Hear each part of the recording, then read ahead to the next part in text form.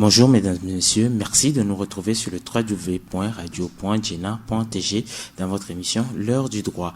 Chaque année, en décembre, des personnes des quatre coins de la planète adressent des millions de lettres, de courriels, de tweets, de messages sur Facebook et de cartes postales à celles et ceux dont les droits humains sont menacés. En décembre d'ailleurs, Amnesty International lance Écrire sa campagne Écrire pour les droits, la plus grande campagne mondiale en faveur des droits humains qui appelle des gouvernements à remédier à des injustices contre des personnes détenues ou persécutées dans des pays du monde entier. L'heure du droit sur Radio Jena se penche sur cette campagne pour vous dans votre émission L'heure du droit qui reçoit Sonia Mitipé, chargée de campagne et croissance au sein d'Amnesty International Togo. Sonia, bonjour. Bonjour monsieur. Merci d'avoir accepté notre invitation. Merci à vous. Vous êtes accompagné de Adjevi Lassé, chargée d'éducation en droits humains. Adjevi, bonjour. Bonjour. Merci d'avoir accepté notre invitation. Plaisir. Présentation micro Elia Tipo. Nous entrons dans le vif du sujet. Mais avant de parler de cette campagne sur Écrire pour les droits, Sonia, Amnesty International, c'est quoi et vous faites quoi concrètement? Merci pour la question. Amnesty International, c'est une organisation de protection et de promotion des droits humains. Et nous veillons à ce que les droits qui sont énoncés dans la Déclaration universelle des droits de l'homme, adoptée en 1948, soient effectifs pour tous les êtres humains sur la Terre. Donc, Amnesty International œuvre à travers ses membres à faire respecter les droits de l'homme un peu partout, sur tous les territoires du monde entier. Et Amnesty International, c'est une organisation, comme son nom l'indique, internationale, et qui est présente dans plusieurs pays à travers le monde. Et qu'est-ce qu'on fait concrètement à Amnesty International? À Amnesty International, nous œuvrons à ce que chaque être humain puisse se prévaloir des droits qui sont énoncés dans la Déclaration des droits de l'homme et d'autres documents comme la Convention contre la torture, par exemple, comme la Convention des droits de l'enfant. Donc, dans plusieurs textes et documents internationaux qui ont été adoptés, ratifiés par les États. Donc, nous œuvrons à ce que les droits qui sont énoncés dans ces documents-là puissent être respectés. Alors, Adjevi, vous qui êtes chargé d'éducation en droits humains, c'est quoi ce programme d'éducation que vous faites? Quel est ce rôle que vous jouez pour pouvoir éduquer les populations au respect des droits de l'homme et surtout les dirigeants? Alors, deux choses.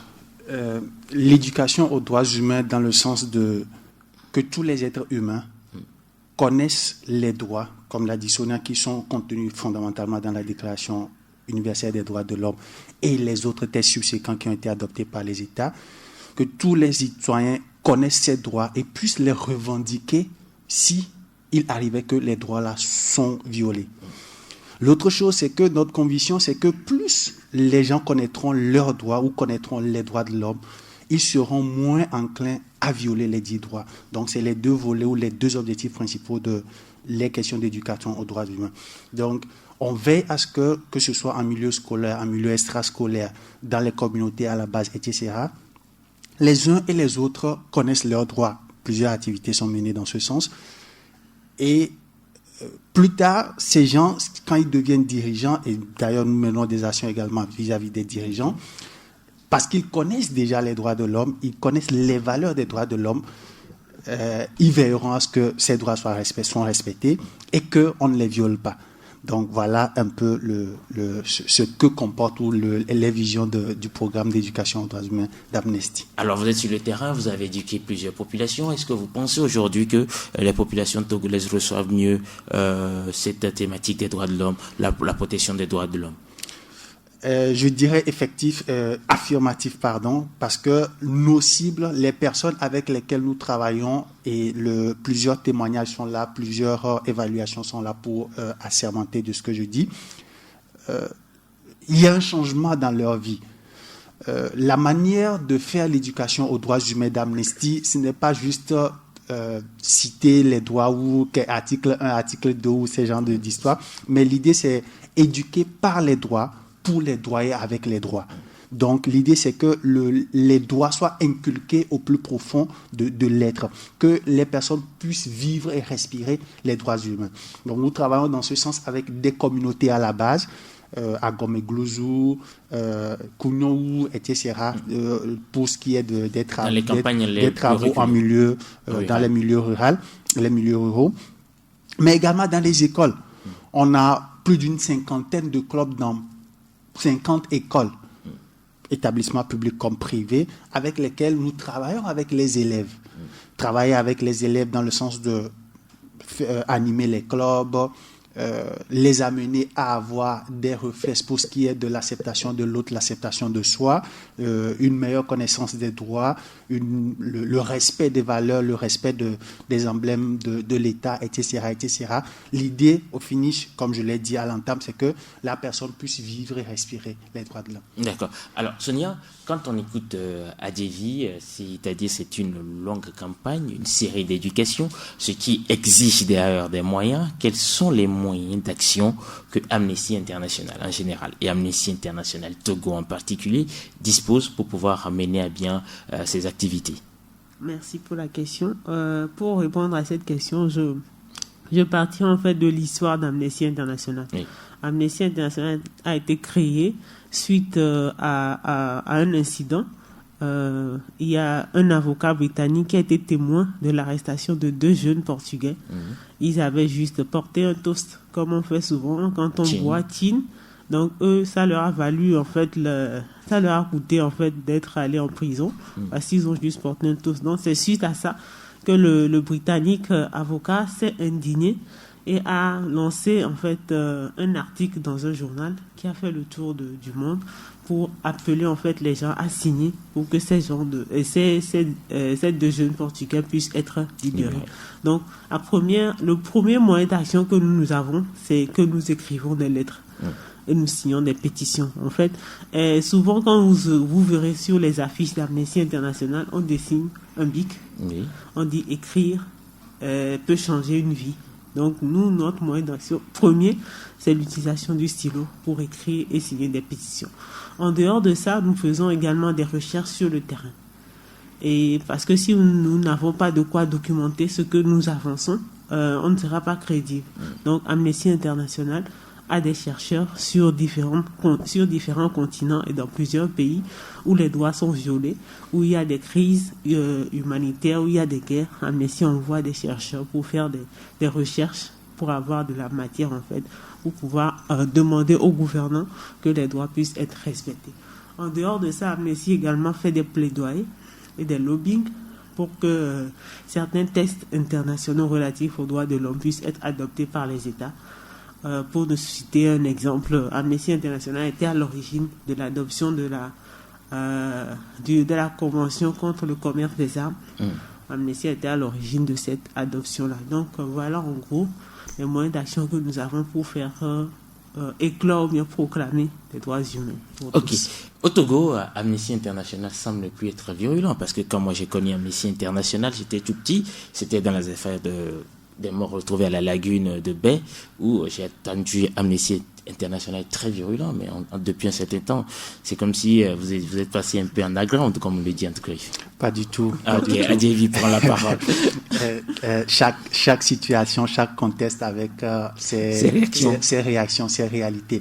Donc en réalité, Amnesty fait des rapports thématiques et des rapports annuels. Rapports thématiques parce qu'il y a une situation qui est là, présente et qui a besoin qu'il y ait une réaction tout de suite pour amener l'autorité à prendre des mesures, etc. Je pense que moi, j'ai à mémoire, par exemple, la situation à Mango en 2015, où il y a eu les troubles. Il y avait le chercheur qui s'est déplacé à la suite de ces travaux. Immédiatement, il y a eu une grande conférence de presse pour amener à certaines réactions. Il y a plusieurs autres actions qui ont suivi et qui continuent par sûr. Ce n'est pas toutes qui sont forcément médiatisées, peut-être. Mais après, il y a systématiquement les rapports annuels qui font un briefing de tout ce qui est violation des droits de l'homme ou situation anormale sur lesquelles Amnesty a pu faire des recherches au cours de l'année et donc qui sortent généralement entre février et mars de chaque année. Donc le rapport couvrant les faits de l'année 2021 sortira probablement en février-mars 2022 et ainsi de suite. Donc systématiquement, il y a un travail qui qui nous rend présents. D'accord. On verra en février, en mars 2022, le rapport que va produire Amnesty International Togo. Mais nous revenons sur le sujet de notre émission d'aujourd'hui. Écrire pour les droits, c'est une campagne d'Amnesty International. C'est quoi cette campagne, Sonia? Comme je l'ai dit tout à l'heure, à Amnesty International, notre premier moyen d'action, c'est l'écriture, en fait. On écrit des lettres, on écrit des pétitions, on signe des lettres, on signe des pétitions. Donc, la campagne Écrit pour les droits, c'est une campagne internationale d'Amnesty qui a débuté depuis 20 ans maintenant. Et c'est une campagne qui se fait, en fait, en faveur des personnes dont les droits sont violés dans divers pays à travers le monde.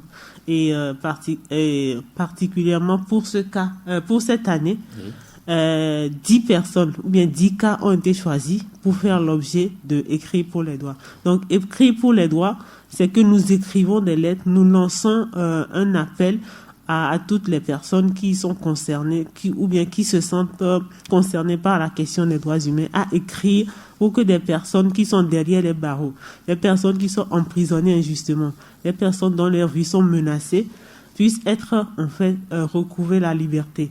Et ces lettres-là sont adressées au gouvernement des différents pays où les personnes où ces personnes sont privées de leurs droits. Voilà. Donc, c'est des lettres qui sont directement envoyées au gouvernement. Et à côté de ces lettres, il y a aussi des lettres de solidarité. Ces lettres de solidarité sont envoyées, à ces personnes qui sont victimes de violations des droits de l'homme pour les encourager, pour leur dire qu'ils ne sont pas seuls, on est derrière eux, que leur situation va s'améliorer. Donc, écrire pour les droits, ça a 2 volets. On écrit au gouvernant et on écrit aussi aux personnes qui sont concernées par la campagne. Au gouvernement, en quelque sorte, pour dénoncer ces conditions de violation des droits de l'homme, et l'autre côté, la solidarité pour booster un peu le moral de ces personnes. C'est ça. D'accord. Alors, aujourd'hui, quand vous avez parlé de 10 personnes retenues pour cette campagne de 2021, vous pouvez nous parler un peu de ces 10 personnes Juste avant peut-être de revenir sur ces 10 personnes, je voudrais qu'on se mette dans l'esprit de quelqu'un qui est enfermé depuis, je sais pas, plusieurs mois, plusieurs années, dont personne n'a de nouvelles, ou qui rarement dont on a de nouvelles, ou qui ne sait même pas ce qui se passe dehors, et qui, enfermé ou pas de toutes les façons, parce que il a juste exprimé ce qu'il pensait, ou il a posé un acte. Je prends Edward Snowden, qui a dit qu'on nous espionne, on nous suivait, etc. Et juste parce qu'il a dénoncé, il nous a alertés, ça lui vaut d'être poursuivi, etc. Imagine une telle personne recevoir des 4 coins du monde des dizaines, des centaines de milliers de lettres qui lui disent que on a appris ce que tu as fait, on te soutient, continue, sois fort, etc. Ou un parent qui a perdu son enfant et qui, endeuillé, se sent seul, se sent meurtri, mais qui reçoit des millions de lettres venant des 4 coins du monde, des gens qu'il ne connaît ni d'Adam ni d'Ève, qui lui disent que on a appris ce qui t'est arrivé, le décès de ton enfant, etc., etc. C'était une cause noble qu'il soutenait, etc.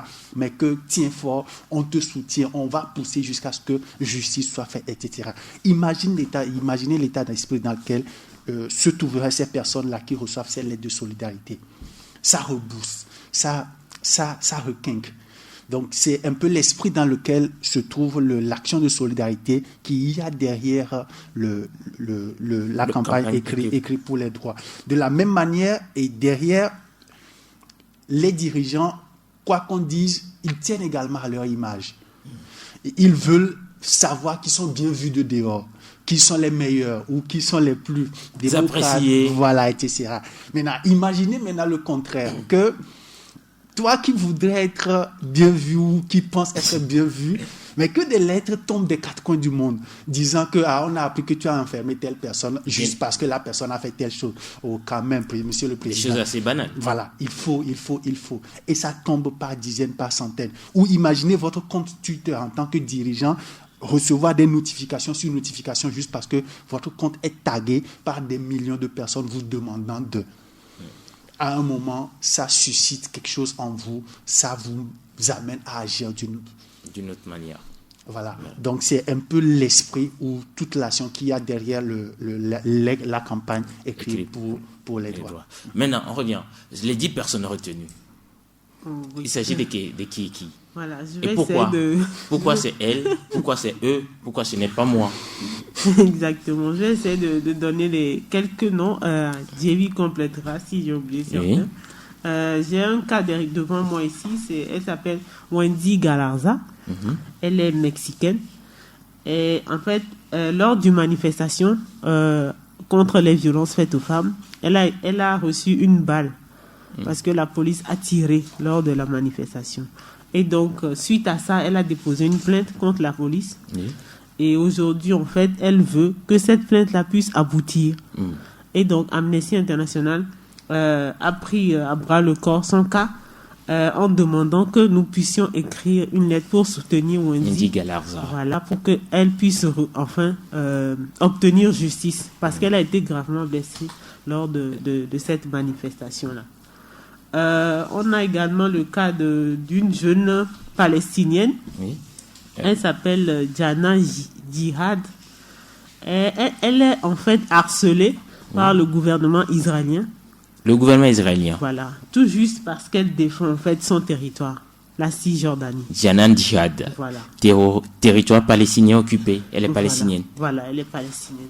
Donc, on nous demande en fait de signer sa lettre pour que le gouvernement israélien puisse cesser les exactions qui sont tous les jours infligées aux habitants de la Cisjordanie et que la Convention des droits de l'enfant puisse être respectée en ce qui concerne les enfants palestiniens. Voilà. On a un monsieur qui s'appelle Michael Imoleao, il est du Nigeria. Lui, il a été visé par des accusations mensongères pour avoir en fait manifesté contre la violence policière au Nigeria. Voilà. Et donc son cas a également été retenu par Amnesty International. Et en fait, son histoire est un peu particulière parce que en fait, lui, il a subi en fait, comment on dit, une violation de domicile. Les policiers sont arrivés dans sa maison et ils ont arrêté en fait ce monsieur-là et sa femme, sa maman et ses enfants ont été enfermés dans une chambre et lui il a été emmené et enfermé dans une cellule pendant plusieurs jours. Et donc on demande à ce que le gouvernement nigérien puisse... Le Nigeria est tout juste à côté de chez nous. Voilà, c'est en Afrique en fait. En Afrique. C'est près de chez nous. Puisse en fait être libéré et recouvrer la liberté. Imoleao Michael. Voilà. Et mademoiselle Siham Ali, elle est érythréenne, elle avait 15 ans, elle est disparue en fait. Depuis qu'elle a 15 ans, elle a disparu et ça fait 9 ans qu'on ne sait pas où elle est. On ne sait pas si elle est vivante, on ne sait pas si elle est morte, on n'a aucune nouvelle d'elle. Et cette fille particulièrement aujourd'hui, le 8 décembre en fait, elle a disparu le 8 décembre. Et aujourd'hui, le 8 décembre 2021, ça fait 9 ans. Et donc, aujourd'hui, on fait une action particulière par rapport à cette fille-là. Et il s'agit en fait d'envoyer des tweets, des milliers de tweets. Pour elle. Pour en fait taguer le secrétaire d'État américain, Blinken. À pouvoir agir en faveur de cette jeune fille parce qu'elle est également américaine. Elle a la nationalité américaine et il faudrait que les États-Unis puissent intervenir pour qu'on puisse retrouver cette fille. Je ne dirais pas que son défaut, mais son malheur a été juste qu'elle est ministre en fait. Elle est enfin la fille d'un ministre érythréen à l'époque et donc c'est juste pour ça qu'elle a été... Voilà. Pour son histoire, il faut rappeler que c'est en 2012, elle a alors tenté de quitter l'Érythrée. Siham Ali Ahmed était alors âgée de 15 ans, est arrêtée puis détenue sans procès à ce jour. Personne ne sait où elle se trouve et justement, il faut rappeler que Siham est née à Los Angeles et a été enlevée en Érythrée et avait de grands projets. En tout cas, il va falloir qu'Anthony Blinken, tweete Anthony Blinken pour pouvoir essayer de toucher ce cas. Déjà, c'est 15 ans, ça touche pour une jeune fille. Ouais, exactement. Il me demande de continuer, donc je vais continuer. Nous avons Zhang Zhan, elle est chinoise. Elle a été enfermée en fait lorsque la Covid-19 faisait ravage en Chine. Elle a dit la vérité en fait sur les les actions que le gouvernement chinois faisait à l'encontre des personnes qui sont infectées, ou bien de la famille des personnes infectées, la discrimination, les journalistes qui sont arrêtés parce qu'ils disent la vérité sur ce qui se passe réellement en Chine en ce qui concerne la COVID-19. Donc c'est pour ça qu'elle a été arrêtée. Et elle a fait une grève de la faim plusieurs fois. Et maintenant, on demande à ce que le gouvernement chinois puisse la libérer et pour qu'elle puisse retrouver la liberté. En tout cas, plusieurs Chinois sont dans ce cas. Le gouvernement chinois a toujours dénoncé par rapport à la violation des droits de l'homme. Et on continue. Mohamed Bakr, il est égyptien. Il a été jeté en prison pour avoir défendu la liberté. En fait, il a été au tribunal, c'est un avocat, pour défendre une personne. Et c'est là qu'on l'a arrêté. Parce qu'il a violé les droits, comme on dit. Et donc, il est en prison actuellement. Et on demande à ce qu'il soit libéré. Juste parce qu'il a voulu défendre la cause des personnes qui n'ont pas de voix. Il est maintenant derrière les barreaux. Donc, il faudrait qu'on prenne son cas et qu'on puisse signer en sa faveur également. Le général Mohamed Al-Sisi est interpellé là. Nous avons Rung. Elle est thaïlandaise. Oui. En Thaïlande, il y a une loi que vous ne devez pas violer, en fait. C'est une loi qu'on dit souvent quand tu fais des diffamations. Quand tu dis quelque chose contre l'État thaïlandais, tu commets un crime de lèse-majesté. Et donc, c'est dans ce cas-là que Rung a été arrêtée. Elle est étudiante. Elle a été emprisonnée. Et en prison, elle a attrapé le Covid-19. Actuellement, elle est libérée provisoirement, mais elle risque d'être encore enfermée. Et elle a plusieurs chefs d'accusation derrière elle, contre elle en fait. Et donc, on nous demande de signer en sa faveur pour qu'il puisse être libéré.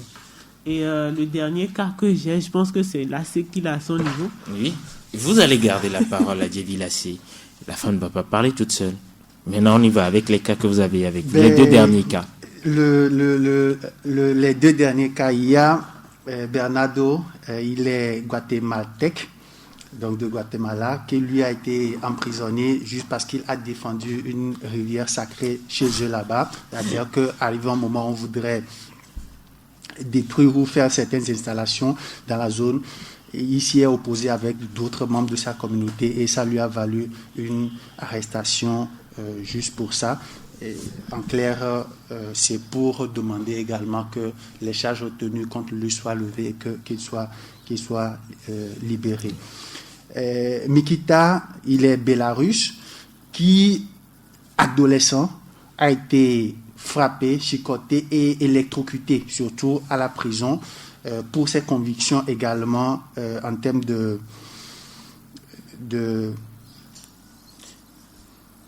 il a été au mauvais moment, au mauvais endroit. En fait, il y avait une manifestation contre l'élection présidentielle qui s'était passée dans le pays. Oui. Et donc, lui, il est allé en fait à côté du lieu de la manifestation où il attendait un ami. Et quand les policiers ont commencé à tirer, la foule a commencé à courir. Et on lui a aussi dit de courir. Et en courant,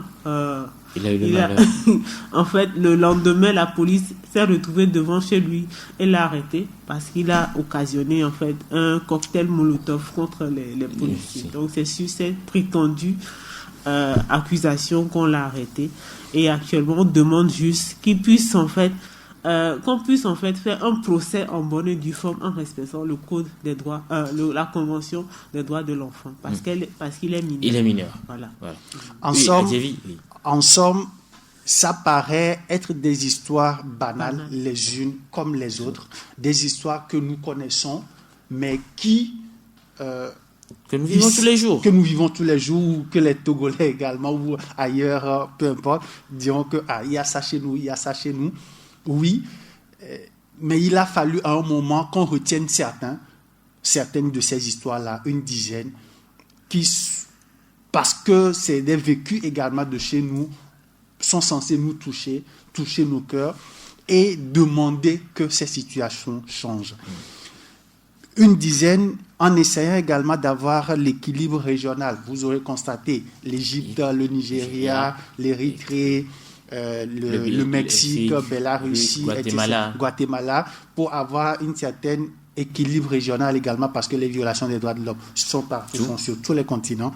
Donc, voilà les 10 cas ainsi sommairement présentés. Alors, Sonia, qu'est-ce que vous attendez de cette campagne? Écrire une lettre pour sauver des vies ou bien écrire pour les droits? Ce que nous attendons, c'est que si aujourd'hui une personne est touchée par une de ces histoires que nous venons de présenter, qu'il puisse juste apposer sa signature pour que cette personne puisse être libérée.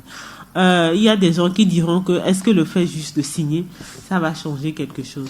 Ça change beaucoup de choses.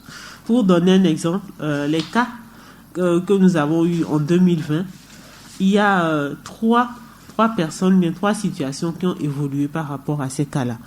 Il y a une femme qui a été libérée en Arabie Saoudite. Elle avait fait l'objet de écrits pour les droits de 2020. Il y a un monsieur qui a retrouvé sa famille parce qu'il était emprisonné. Et 2 jeunes filles avaient été assassinées en Afrique du Sud.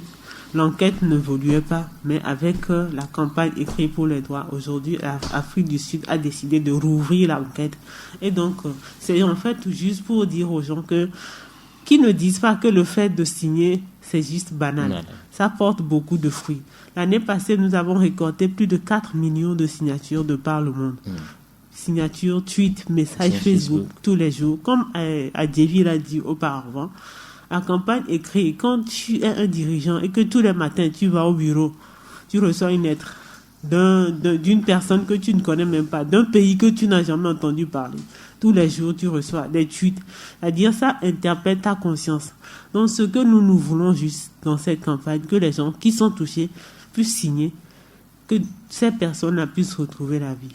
Adjevi l'a dit tout à l'heure, c'est des histoires banales qui se passent près de chez nous, autour de chez nous. Et donc, ça peut aussi nous arriver. Et il ne faudrait pas que nous aussi nous soyons dans ces cas-là. Mais que nous puissions en fait aider les personnes qui sont derrière, qui sont dans ces genres de situations pour qu'ils puissent juste recouvrer la liberté. Voilà. Alors, Adjevi, sur les 10 cas de l'année passée, 3 ont été libérés, une satisfaction, mais d'autres, ceux qui veulent être pessimistes diront il y a encore 7. Est-ce que le cas des 7 est oublié ou comment est-ce que vous les gérez? Alors, les 10 cas sont retenus pour intensifier les actions dans cette période que nous appelons cette période de campagne écrite pour les droits qui dure une douzaine de jours. Alors, on intensifie les actions sur ces 10 cas-là. À côté des 10 cas, il y a plusieurs autres cas de violation qui sont là, sur lesquels Amnesty travaille. On voudrait se focaliser pendant ces 10-15 jours sur ces 10 cas-là de partout dans le monde. Donc, ces cas, en réalité, ne sont pas oubliés. Les actions continuent sur ces cas pour que les objectifs fixés en termes de libération, en termes d'évolution, en termes de procès équitable, etc., ces objectifs soient atteints. Donc, les actions sont toujours en cours sur ces cas ils ne font plus l'objet de projecteurs intenses du fait de la campagne écrite pour les droits. C'est tout. Mais les actions continuent pour que l'aboutissement arrive. Alors, on a parlé de ces 10 cas brièvement. Pour quelqu'un qui voudrait retourner, lire ces cas, signer peut-être ces pétitions ou revoir les cas un à un, qu'est-ce qu'il peut faire? Comment ça se fait, Sonia? Nous avons un site internet où on peut signer directement. Vous pouvez signer pour un cas ou vous pouvez signer pour les 10 cas en même temps. Et le site est www.marathon.amnestytogo.org. Marathon.amnestytogo.org. Voilà. Ok. Et pour ceux qui ne peuvent pas signer sur le site, ils peuvent se déplacer à notre siège à Casablanca, en face du bar La Camionnette, pour passer également à la signature. D'accord. Voilà. Ok. Alors, qui sont ceux qui peuvent participer à cette campagne, Adjevi? Absolument tout le monde. Tout le monde, juste parce que soit vous avez entendu l'histoire ou une des histoires, ça vous a ému, ça vous a touché, vous pensez qu'il y a eu une injustice ou que naturellement vous n'aimez pas les injustices et peu importe là où ça se passe dans le monde, vous voudrez vous lever d'une manière ou d'une autre pour faire cesser cette injustice-là. Absolument tout le monde peut signer. Et je pense même que c'est un peu un devoir, ne pas signer, c'est comme si vous cautionnez l'injustice. Bon, enfin, j'exagère peut-être, mais je pense qu'on peut faire cette lecture. Parce que, quoi qu'on dise, on pourrait se retrouver dans cette situation d'injustice et on attendrait que quelqu'un, quelque part, agisse pour nous. Donc, je pense que c'est notre devoir également qu'aujourd'hui, que c'est quelqu'un d'autre qui est dans l'injustice et que on a l'occasion, par un simple tweet, une simple signature ou un simple clic sur un site, d'agir pour faire cesser cette injustice. Je pense que c'est notre devoir à tous de le faire. Merci, chers auditeurs. Vous êtes bien sûr sur le www.radio.jena.tg où vous nous écoutez sur nos différentes plateformes. Nous sommes dans l'émission L'heure du droit et nous parlons de la campagne Écrire pour les droits menée par Amnesty International avec Amnesty International Togo, bien sûr. Et nous sommes avec Sonia Mitipé, chargée de campagne et croissance au sein d'Amnesty International Togo, Adjeli Lassé, chargée d'éducation en droits humains. Alors, Sonia, il y a une peur. Il faut qu'on le dise, au Togo et en Afrique, on a souvent peur de se prononcer publiquement, même en signant des pétitions.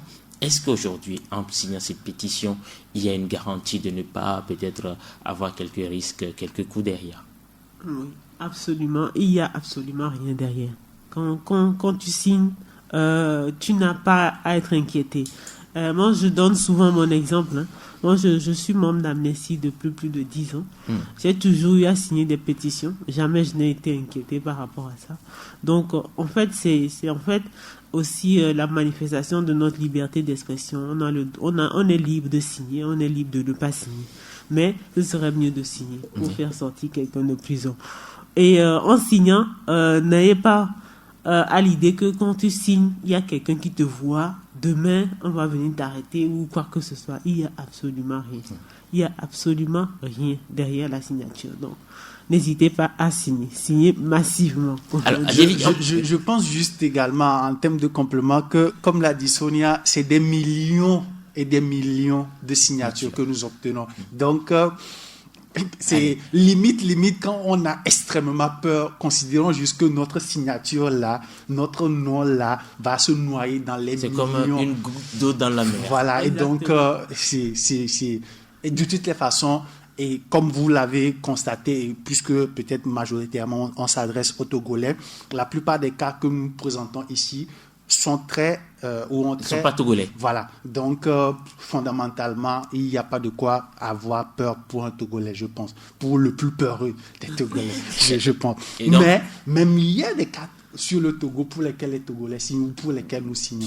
Donc, et il n'y a pas de risque où les ministres ou le chef de l'État sont interpellés sur des choses. Il faut comprendre simplement que nous sommes tous des personnes où à tout moment on peut violer nos droits et donc on va demander de l'aide à des gens également de nous accompagner, d'autant plus qu'il n'y a pas de Togolais dans cela. Donc, nous allons vous appeler, chers auditeurs qui nous écoutez, non seulement au Togo, mais aussi partout dans le monde, de vous engager au sein de cette campagne Écrire pour les droits en vous rendant sur www.marathon.amnestytogo.org et puis vous signez les pétitions pour pouvoir arriver à la libération ou à décanter la situation de ces 10 cas présentés ici. Et la campagne a commencé quand et s'arrête quand, Sonia?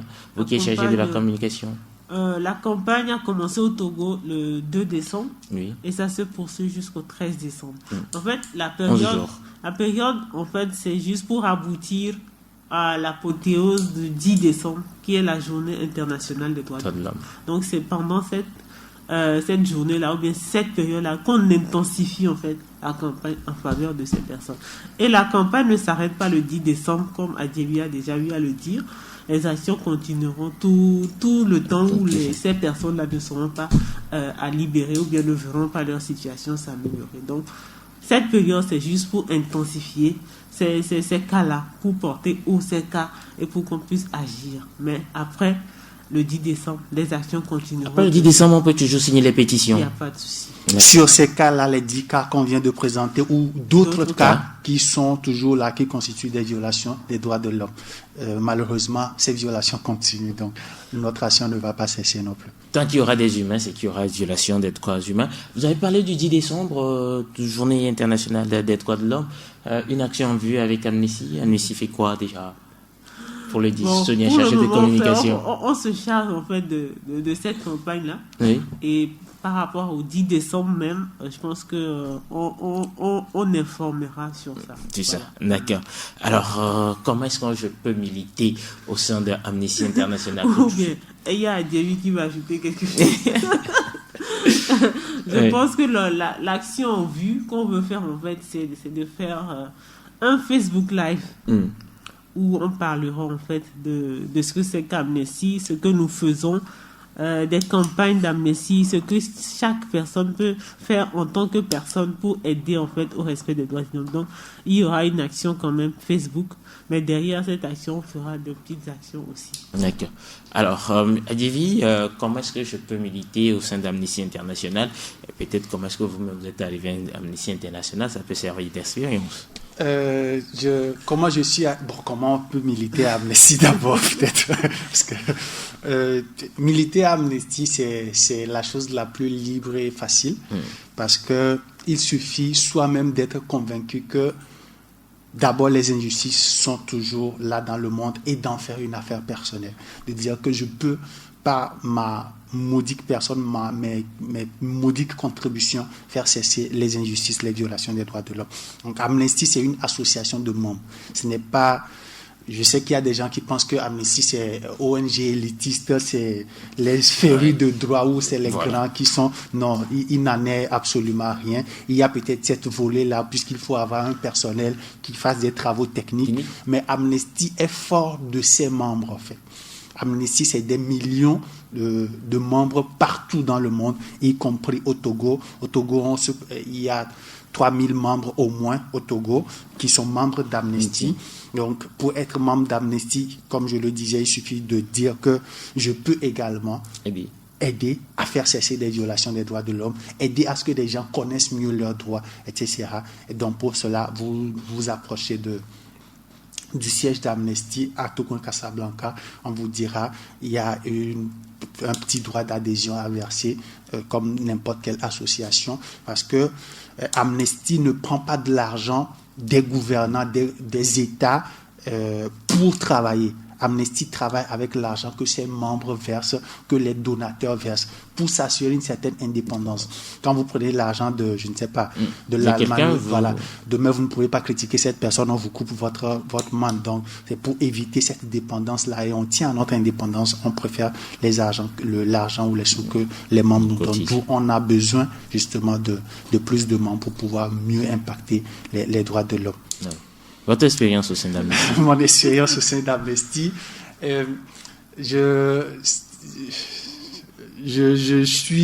j'étais étudiant en droit, où j'ai commencé par connaître ou apprendre le droit.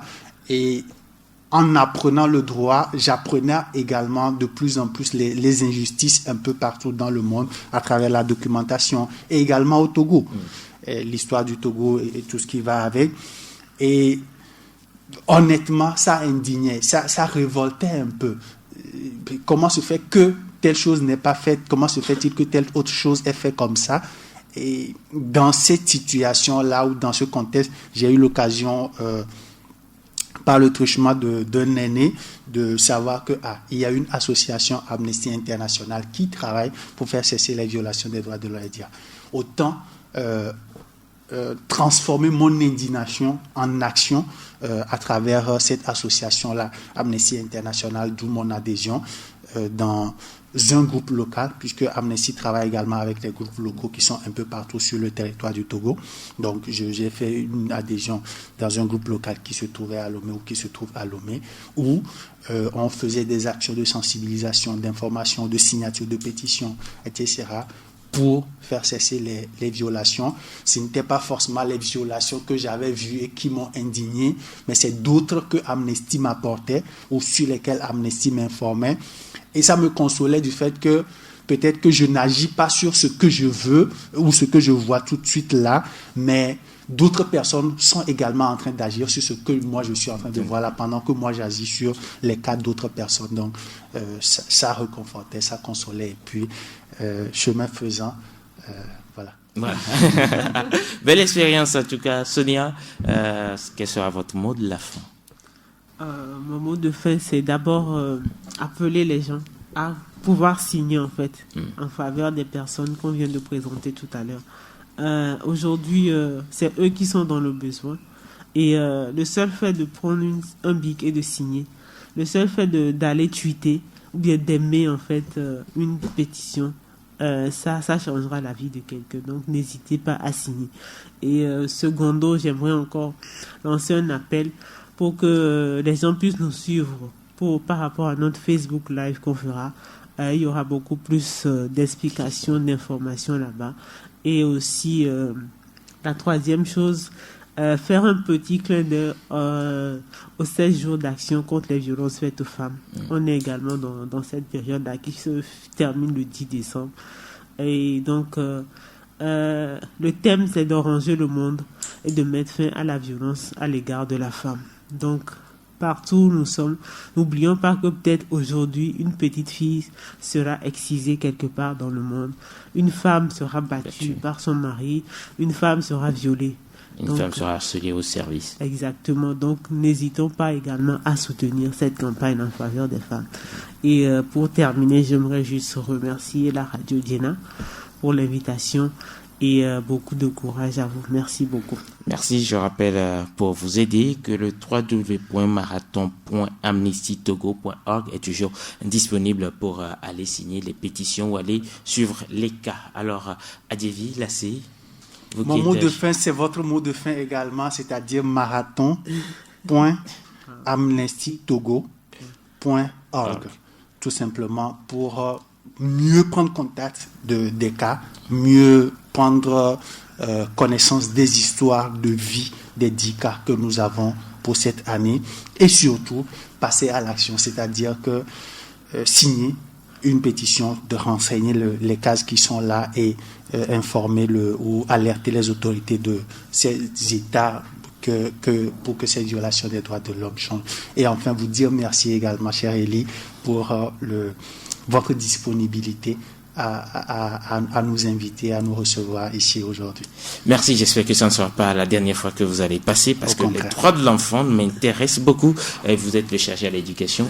Vous allez revenir forcément. Avec plaisir. Voilà. Merci à vous tous qui nous avez suivis sur le www.radio.diena.tg ou sur nos différentes plateformes. L'émission de ce jour, l'heure du droit, s'achève ainsi. Nous étions avec Sonia Mitipé, chargée de campagne et de croissance au sein d'Amnesty International Togo, et son collègue Adjevi Lassé, chargé d'éducation en droits humains. Nous avons abordé la campagne Écrire pour les droits, écrire pour les droits, c'est très important. Allons signer la pétition parce que nous sommes tous des gens dont on peut violer les droits. Et d'ailleurs, nos droits sont violés tous les jours d'une manière ou d'une autre, qu'on le sache ou pas. L'heure du droit de ce jour s'achève ainsi. Rendez-vous la semaine prochaine pour une autre question liée aux droits dans la cité.